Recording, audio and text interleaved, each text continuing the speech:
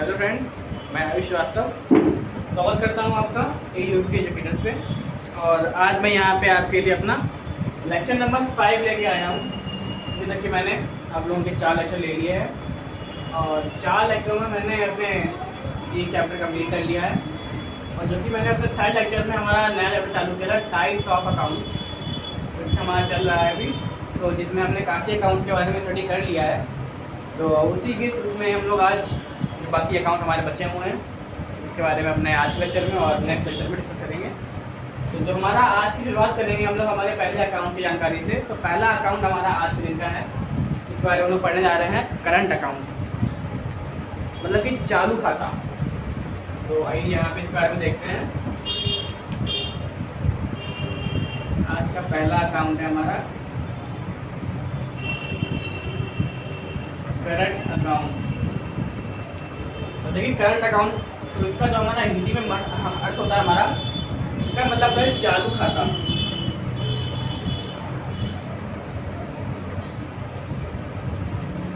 ठीक है ना, ये हमारा आज का पहला अकाउंट है।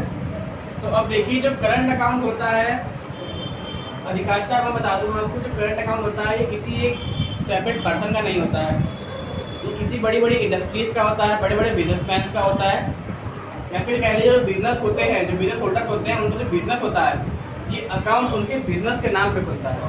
ठीक है, एक सामने हमारा ये पॉइंट आ गया, अकाउंट फॉर द बिजनेस, या फिर कह लीजिए account of the business, account of the business, मतलब कि जो बिजनेस है हमारा, बिजनेस का खाता, मतलब कोई भी बिजनेसमैन होगा वो इस खाते के लिए अपना रखता है। तो देखिए हमारा वैसे जो हमारे अकाउंट होते हैं, सेविंग अकाउंट एक होता है, तो उसमें कुछ लिमिट होती हैं। जब ये बिजनेस के लिए अकाउंट है, अब जब भी कोई व्यक्ति बिजनेस कर रहा है तो उसको ये तो है नहीं कि उसको इतने ही पैसे की आवश्यकता पड़ेगी, किसी रुपये का नुकसान हो रहा है या किसी रुपये का लाभ हो रहा है तो उसको महीने में तो जो लिमिट होती है उससे ज़्यादा ट्रांजेक्शन करने पड़े। तो इसीलिए जब ट्रांजेक्शन करने की लिमिट होती है बाकी अकाउंट्स में, इसमें कोई लिमिट नहीं होती है हमारा। तो इसमें क्या होता है कि एक पॉइंट ये हमारे सामने आ गया कि हमारा जो ट्रांजेक्शन की लिमिट होती है इसमें होती नहीं है, इसीलिए कहा जाएगा इसमें कि अनलिमिटेड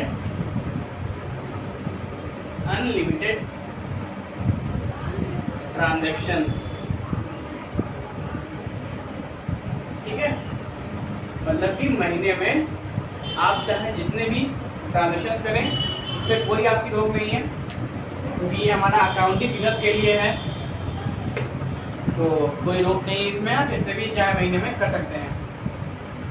अब देखिए बड़ा बड़ा इसमें हमारे बिजनेसमैन के अकाउंट होते हैं, तो उसमें जो इनका इंटरेस्ट होता है ना, कि मान लीजिए उनके भाई बिजनेस का जो बड़ी बड़ी कंपनी होती है तो उनके में डेली के डेली या फिर कह लीजिए मंथली करोड़ों अरबों पैसे आते हैं।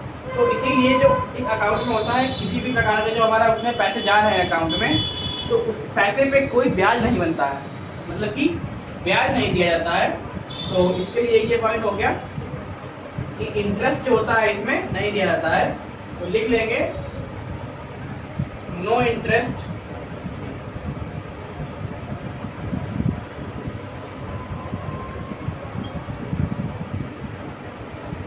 Provided by bank.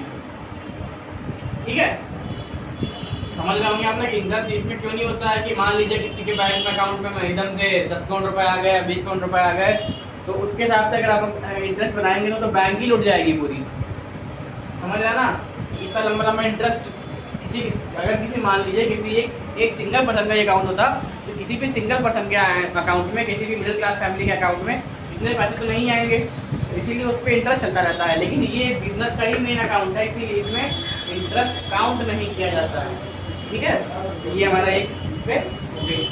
अब देख लीजिए, तो इसमें जो सर्विस चार्ज लगता है ना, मतलब कि पैसा रखा है उसमें, उसकी सुरक्षा का चार्ज, या फिर जो लॉकर आपने रखे हैं, या फिर कुछ भी कह लीजिए कि जो बैंक के द्वारा उस पैसे को सेव रखने के लिए सर्विसेज दी जाती हैं, तो उसका खर्च बैंक नहीं देगा, वो आपको अपने पास से करना पड़ेगा। तो मतलब कि सर्विस चार्ज होगा ना, जो बैंक सर्विस चार्ज बनाएगी उसको उसको आप क्लेम नहीं कर सकते हैं, वो आपको भरना ही भरना है। तो मतलब कि सर्विस चार्ज अप्लीकेबल, मतलब कि सर्विस चार्ज आपको अपने पास से देना ही देना पड़ेगा। ठीक है, ये हो गया हमारा एक और इसमें। और मैं आपको एक और चीज बता दूं, जो इसमें ओवरड्राफ्ट की फैसिलिटी होती है हमारी, ओवरड्राफ्ट की, ओवरड्राफ्ट, अब आपको पता समझ में नहीं आ रहा होगा कि ओवरड्राफ्ट क्या होता है। तो मतलब कि ओवरड्राफ्ट हमारा होता है एक्सेस विड्रॉल, एक्सेस विड्रॉल। अभी भी आपको समझ में नहीं आया वो शायद। तो देखिए मतलब कि आप मान लीजिए आप एटीएम गए, तो वहाँ से आपने, वहाँ ऑप्शन आता है कि एक बार में आप 5,000 रुपये निकाल लीजिए या फिर 10,000 रुपये निकाल लीजिए। तो इसमें ऐसा कुछ नहीं है।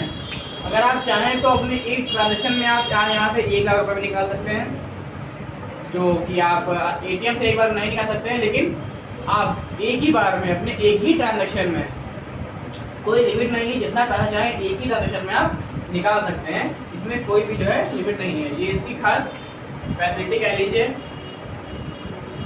है इसकी, या जितना पैसा चाहें एक बार में निकाल सकते हैं।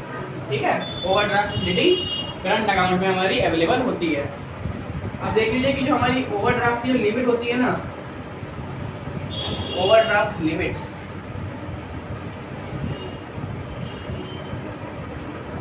ओवरड्राफ्ट लिमिट होती है, overdraft limit is different for everyone,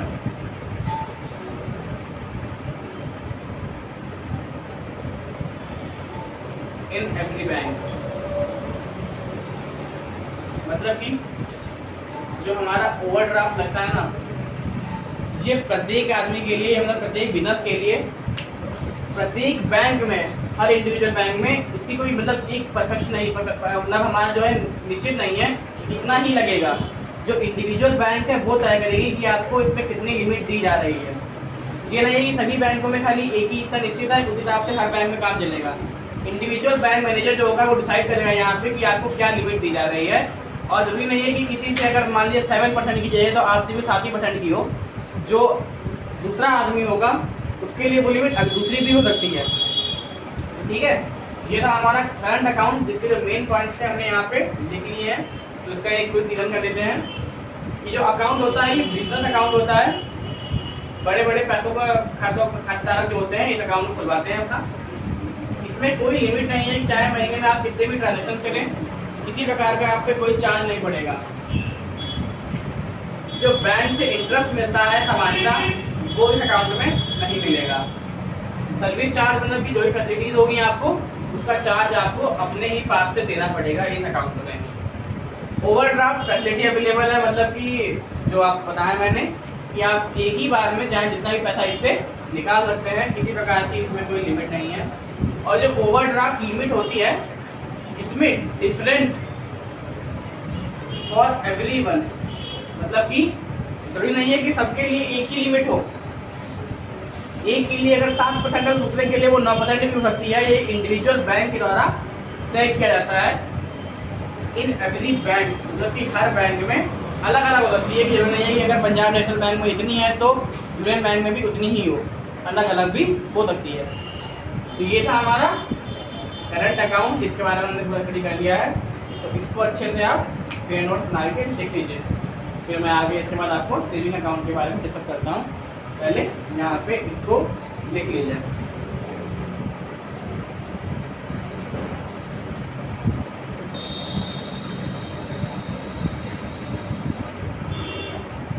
तो लिख गया आपका उतना। तो आइए यहाँ पे अपने दूसरा हमारा अगला अकाउंट है सेविंग अकाउंट, उसके बारे में चर्चा करते हैं। तो देखिए जो हमारा सेविंग अकाउंट होता है, पहले तो हम लिख लेते हैं सेविंग अकाउंट। सेविंग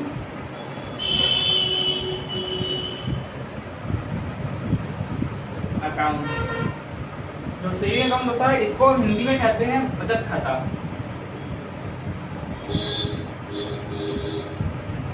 बचत खाता। तो देखिए जो हमारा सेविंग अकाउंट होता है ना, ये एक ऐसे व्यक्ति का अकाउंट होता है, या फिर कह लीजिए जो नॉर्मली सभी व्यक्ति होते हैं, सभी के जो अकाउंट बैंक में यूज़ करते हैं वो हमारा सेविंग अकाउंट कहलाता है। जैसे कि हमारा करंट था, बड़े बड़े बिजनेसमैन चलाते हैं, बिजनेस चलाते हैं। जो सेविंग अकाउंट होता है वो एक मिडिल क्लास फैमिली के, मिडिल क्लास व्यक्ति के लिए होता है। तो जो हमारा सेविंग अकाउंट है फॉर हाउस होल्ड, मतलब कि जो नॉर्मली लोग यूज़ करते हैं उनका अकाउंट होता है अकाउंट ऑफ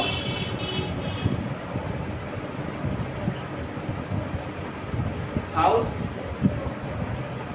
होल्ड। ठीक है, मतलब कि जो घर में रहने वाले लोग होते हैं, या फिर कह लीजिए सामान्य लोग होते हैं, उनका ये अकाउंट हमारा होता है। तो दूसरा अकाउंट पॉइंट हमारा ये होता है कि ना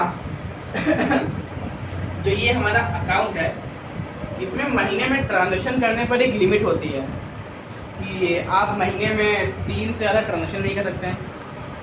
किसी किसी में 5 का भी लिमिट होती है कि आप महीने में 5 से ज़्यादा ट्रांजेक्शन नहीं कर सकते हैं। तो मतलब कि रिस्ट्रिक्शंस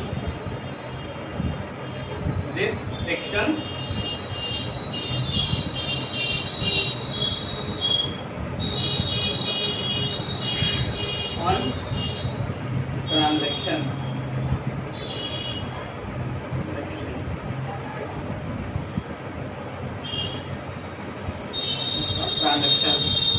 देखिए रिस्ट्रिक्शन इस तरीके की रिस्ट्रिक्शन होती है कि मान लीजिए आपका लिमिट 3 महीने में 3 बार तक की ट्रांजेक्शन करने की है, और आपको किसी कारणवश या आपकी मजबूरी है, आपको महीने में 3 बार से ट्रांजेक्शन करना पड़ रहा है, तो कोई आपको मना नहीं कर रहा है कि आप पैसा निकाल ही नहीं सकते हैं।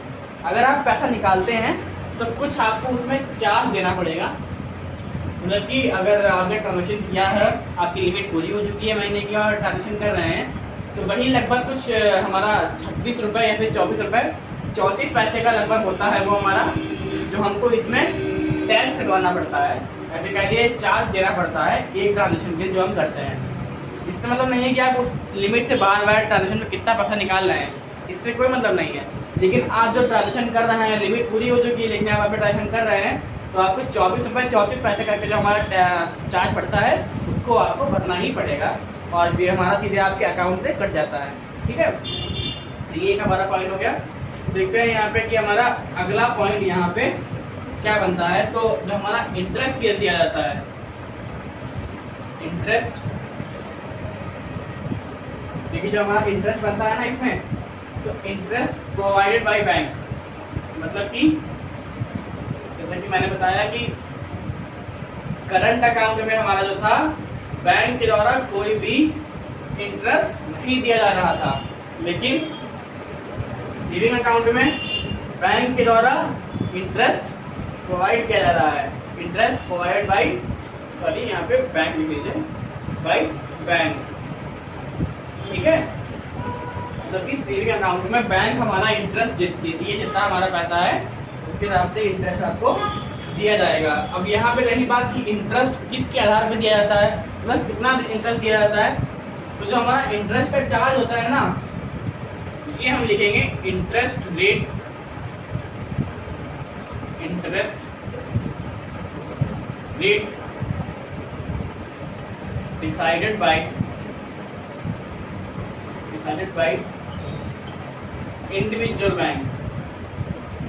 अब मैं इसका आपको यहाँ पे मतलब समझाता हूँ कि जो इंटरेस्ट रेट है हमारा इंडिविजुअल बैंक के द्वारा डिसाइड किया जा रहा है। मतलब कि इसमें भी ये चीज़ तय नहीं है कि आपको प्रत्येक बैंक में इंटरेस्ट क्या मिल रहा है। जरूरी नहीं है कि जो इंटरेस्ट आपको यूनियन बैंक में मिल रहा है वही आपको इंडियन बैंक में मिले, या फिर जो इंटरेस्ट आपको बड़ौदा बैंक में मिल रहा है वही इंटरेस्ट आपको केनरा बैंक में मिले। अब जो हमारा एक बैंक होती है, क्या कह लीजिए एक ब्रांच होती है, उस ब्रांच का जो हेड होता है वो डिसाइड करता है कि कस्टमर को जो पैसा रख रहा है कस्टमर, उसको उसमें कितने % का इंटरेस्ट दिया जाएगा। लेकिन ये होता है ना कि इसमें अगर जो इंटरेस्ट दिया जा रहा है वो प्रत्येक व्यक्ति के लिए समान होता है। इसमें ये नहीं होता है किसी को आपने 6 का दे दिया, किसी को 7 दे दिया। अगर आप किसी को 6 का दे रहे हैं तो अगले व्यक्ति को भी आपको 6 का ही इंटरेस्ट देना होगा। तो ये हमारा हो गया यहाँ पे पॉइंट। अब हमारा जो इसमें इंटरेस्ट होता है ना, इंटरेस्ट कैलकुलेटेड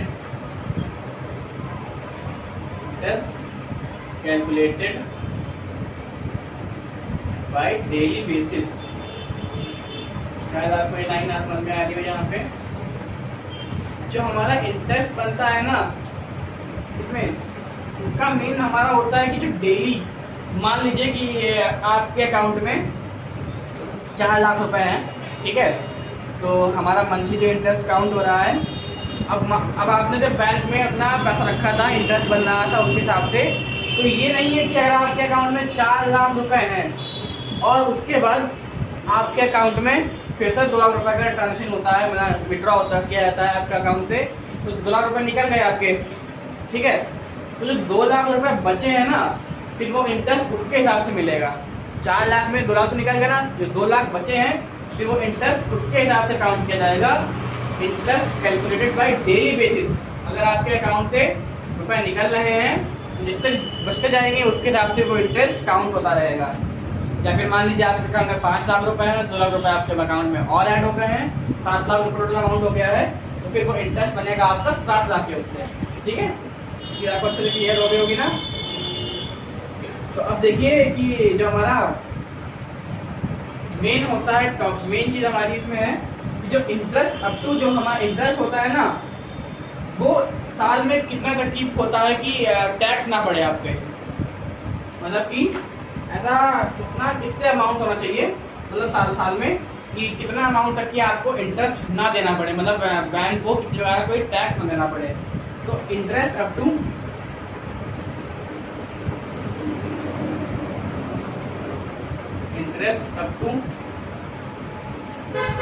10,000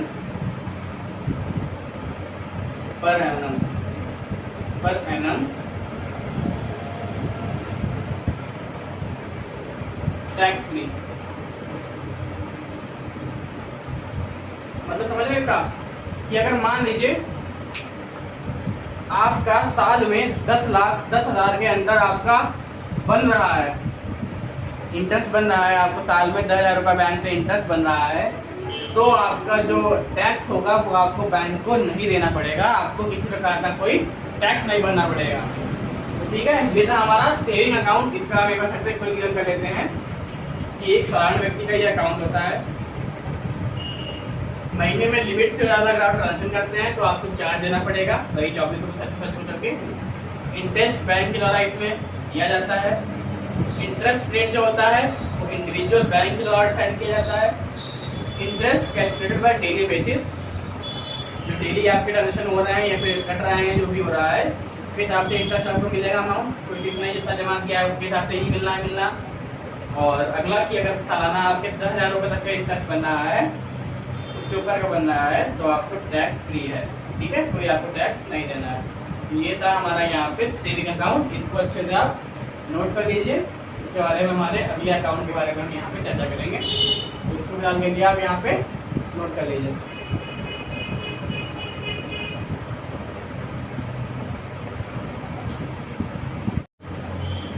तो लिख लिया होगा आपने। तो अब यहाँ पे हम अपने दूसरे अकाउंट के बारे में चर्चा करेंगे। तीसरा अकाउंट हमारा यहाँ का आज दिन का है, इसके बारे में हम पढ़ने जा रहे हैं। BSBDA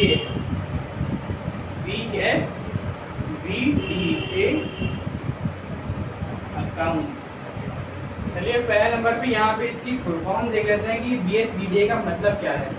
तो देखिए ये हमारा होता है ना, जो यहाँ पे देख लीजिए BSBDA खाली लिखिए BSBDA, ये फॉरी अकाउंट का मतलब है। तो देखिए तो BSBDA इसका हमारा मतलब होता है यहाँ पे बेसिक सेविंग बैंक डिपॉजिट, मतलब कि बेसिक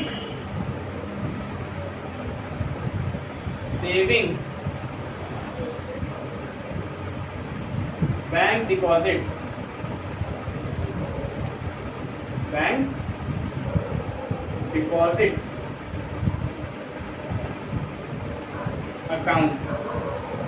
तो देखिए यहाँ पे basic saving bank deposit account का मतलब हमारा यहाँ पे ये निकल के आता है ना कि मान लीजिए कि कुछ लोग जो मान लीजिए इंडिया के नहीं है, जिनकी सिटीजनशिप इंडिया की नहीं है, या फिर कह लीजिए कि अगर कोई व्यक्ति अपनी आइडेंटिफिकेशन दिए बिना बैंक में अकाउंट खुलवाना चाहता है तो उन व्यक्तियों के लिए ये हमारा अकाउंट बनाया गया है। तो देखिए इसका जो मेन चीज़ निकल के यहाँ पे आ रही है ना, ये है कि अगर आप बैंक में कोई डॉक्यूमेंट जमा नहीं करते हैं तब भी आपको बैंक यहाँ पे अपना खाता खोलने की मंजूरी दे रही है। तो विदाउट डॉक्यूमेंट कह लीजिए इसको, विदाउट डॉक्यूमेंट या फिर कह लीजिए कि विदाउट डॉक्यूमेंट होगा, या फिर कह लीजिए केवाईसी सुना होगा आपने, इसकी फॉर्म होती है हमारी know your customer KYC, know your customer. मतलब कि अगर कोई व्यक्ति अपनी पहचान दिए बिना बैंक में अकाउंट खोलना चाहता है तो वो इस अकाउंट को खोल सकता है। BSBDA नाम से इस अकाउंट को बनाया गया है। तो अब दूसरी चीज़ हमारी क्या होती है ना कि ये भी हमारा जीरो बैलेंस अकाउंट होता है। मतलब कि ऐसा व्यक्ति जिसका पहले से कोई अकाउंट नहीं है, नया अकाउंट अपना खोल रहा है, तो सीधी बात है कि उसके अकाउंट में कोई पैसा तो होगा नहीं, तो वो हमारा जीरो बैलेंस अकाउंट कहलाएगा ही कहलाएगा। ठीक है, तो एक तो चीज़ की हो गई। अब देखिए जैसा कि आपको बता दूं कि जो व्यक्ति अपनी कोई पहचान नहीं दे रहा है लेकिन उसको बैंक में अकाउंट खोलना चाह रहा है तो फिर उस पर थोड़ा कुछ तो डाउट करेगा ही हर कोई व्यक्ति। इसीलिए यहाँ पे रिस्ट्रिक्शन क्या लगाया गया है, तो रिस्ट्रिक्शन ये है ना कि उसका अकाउंट है वो अपने अकाउंट का जो उसका बैलेंस है, मैक्सिमम बैलेंस,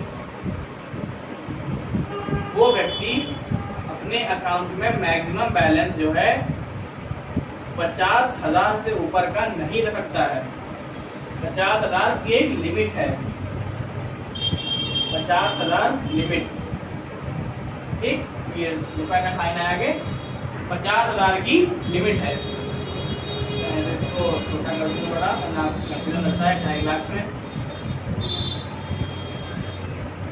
50,000 का यहाँ पे लिमिट बना दी गई है कि वो व्यक्ति जो अपनी कोई पहचान नहीं दे रहा है, बैंक उसको कैसे पूरी मंजूरी देके पूरी छूट से जितना मर्जी जाए पैसा रख दे। इसलिए लिमिट बना दी गई है कि 50,000 रुपये से अधिक रुपए का अमाउंट आप अपने नहीं रखते हैं अपने खाते में, तो इसकी ये हो गई लिमिट। और जो व्यक्ति ये कर रहा है ना, मतलब अकाउंट खोले है, इसकी एक लिमिट हमारी दूसरी ये है ना कि जो विड्रॉल करने की बारी आएगी, तो अपने अकाउंट से रुपए निकालना है तो मैक्सिमम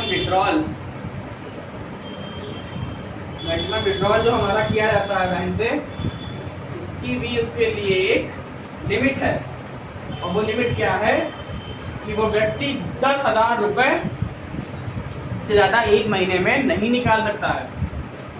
10,000 पर मंथ,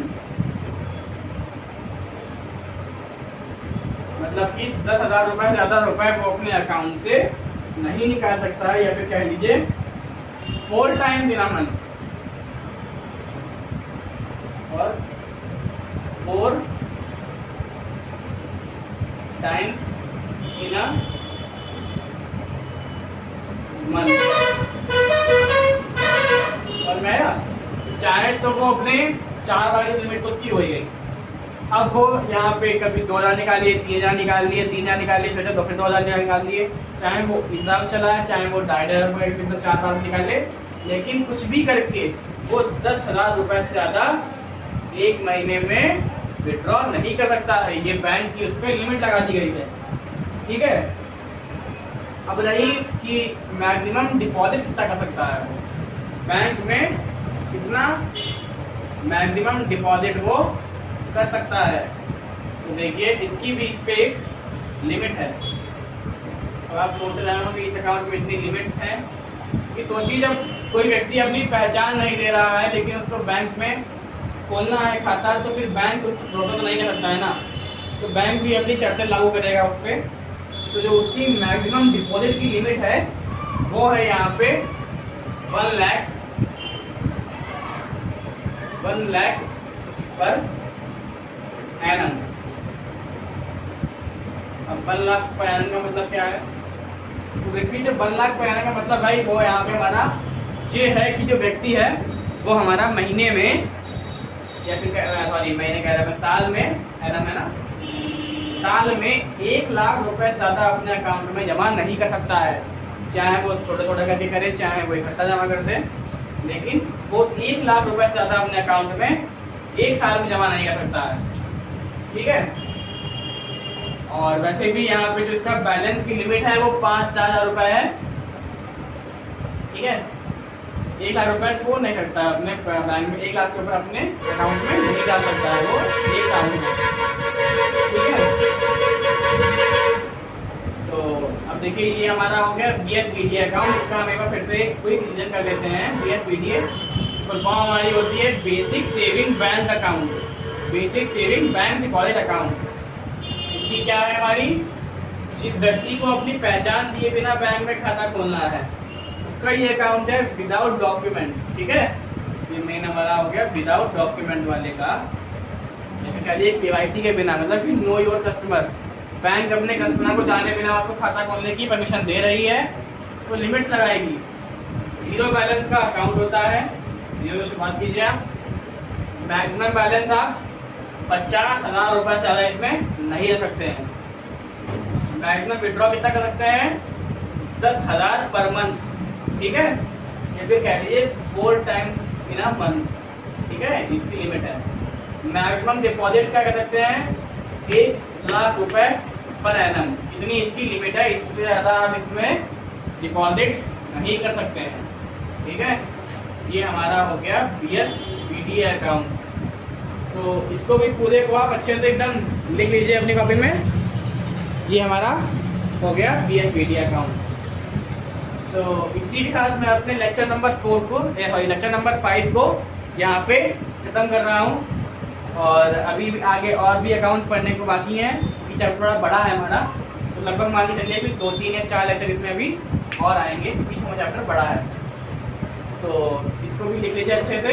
तो आज हमने यहाँ पे 3 अकाउंट्स के बारे में चर्चा की और काफ़ी अच्छे से मैंने आपके डाउट्स को क्लियर किया है।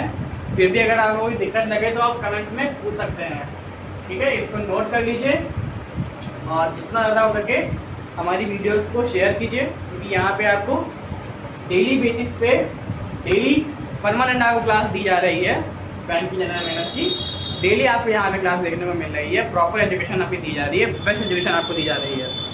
तो अगर वीडियो को अच्छी लगी हो आपको तो लाइक कर दीजिएगा, शेयर कर दीजिएगा और हमारे चैनल को सब्सक्राइब कर लीजिए और बेल आइकन को दबा लीजिए ताकि आपको हमारी वीडियो मिले सबसे पहले। तो आज का लेक्चर में इतना ही मैं बोलूँगा। Okay, thank you, thanks for watching.